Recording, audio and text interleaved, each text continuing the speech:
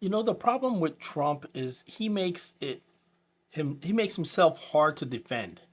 All right, he does it to himself. And let me give you an example. My cousin asked me this last weekend, "What'd you think of the BLS person being fired?" And I said, "Great, good. The person was not equipped to handle the job. Facts. I'll back it up." But of course, my cousin says, "But that's not what Trump says." Okay, well, I don't actually know what Trump says. But he's like, Trump says it's because it's a political witch hunt, and I just went ahead and looked it up. I'm sure Trump said a lot more than I'm showing you here, but essentially, he says reasons Trump cited.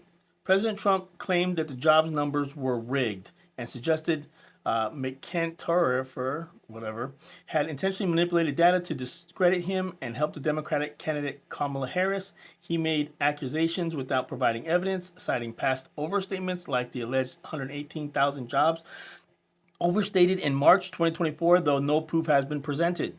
All right, so Trump's going back to conspiracy theory. Why? Why, Trump? Why do you go to the conspiracy theory when you could just tell the truth and that's enough for you to fire her? And what do I mean by telling the truth? Well, let's take a look. This lady was at the Fed. She took over in January 2024. Okay, in her first year at the Fed, she had 118,000 revisions, right? The next one was in 2019, 500,000. That's 300,000 more from the previous or the second worst. This is not the way you want to start your first year on the job, right? Coming in with the worst numbers of all time. But it doesn't stop there. So now how's she doing this year? Maybe she's picking it up. Maybe she's turning it around. No. May job estimates change 125,000. June job estimates change 133,000 for 1 month. If you go back to over here, some of these years had that many revisions for the whole year. And she's beating those in 1 month in 2025.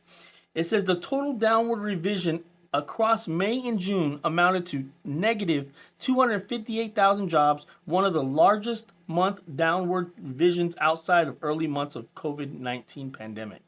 I'm sorry, one of the largest 2 month downward revisions. And that's why half the country split, right? I'm saying fire someone who obviously is not tracking well at her job. As a matter of fact, tracking worst ever in history.